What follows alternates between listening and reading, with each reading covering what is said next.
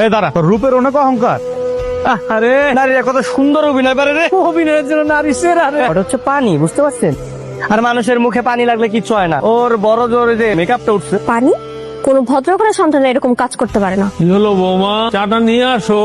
চা খাওয়া ছাড়া আপনার কি আর কোনো কাজ আছে? রাগ করো না বৌমা। এই চা খেয়ে আপনি আজকে সারাদিন থাকবেন। আমি আপনাকে কোনো খাবার দাবার দিতে পারবো না। আপু, আপনি এটা কি করলেন? কি করলেন আপনি এটা? আপনি আমার এত শখের কেনা কাপটা আপনি ভেঙে ফেলছেন। আচ্ছা, আপনি কি মনে করেন নিজের আপনার সমস্যাটা কি? তোকে দেখতে পাই না তো। অন্ধ অন্ধ অন্ধ করে না আমার জীবনটাকে জাহান্নাম করে ফেলছেন আপনি। থাক না আপা, আর কিছু বুঝিস না।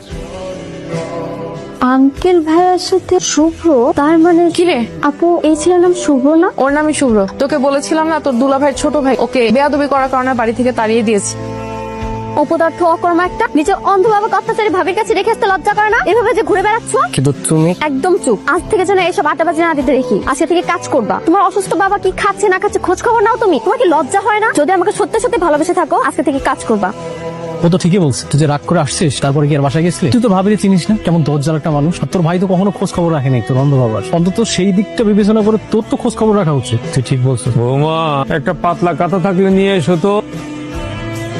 আপনার সমস্যা কি? হ্যাঁ, সারাদিন শুধু বৌমা বৌমা বৌমা, আর কোনো কথা আপনি জানেন না। আরে কি অবস্থা আপনার ঘরের, এই অবস্থা কেন? আপনি কিন্তু পরিষ্কার করতে পারেন না। তোকে দেখতে পাই না তো, তাই ঠিক মতো গোছগাছ করতে পারি না। আমার মাঝে মাঝে কি মনে হয় জানেন, আপনাকে লাথি মেরে না ঘর থেকে বের করে বৃদ্ধাশ্রমে পাঠিয়ে দিই, নয়তো আপনাকে না বালিশ চাপা দিয়ে মেরে ফেলি। তোমার মাথা খারাপ হয়ে গেছে? তুমি যাও, আমি কি করবি?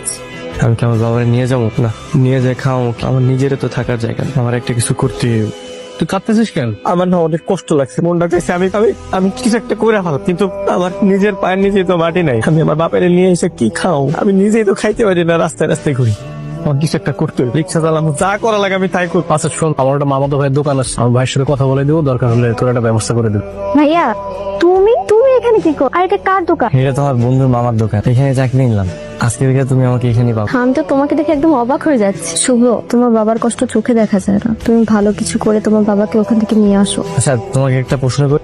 করো। তোমাকে আমাদের বাসায় দেখলাম, তুমি কি ভাবে কিছু হও? আমি তোমার ভাবির ছোট বোন। ও আচ্ছা, তার মানে তো তুমি আমার বেহেন চাও। জি বেআই। আমার বাবাকে একটু দেখে রাখো, হ্যাঁ? আমি যতক্ষণ বাসায় থাকি সর্বোচ্চ চেষ্টা করি তোমার বাবার খেয়াল রাখার।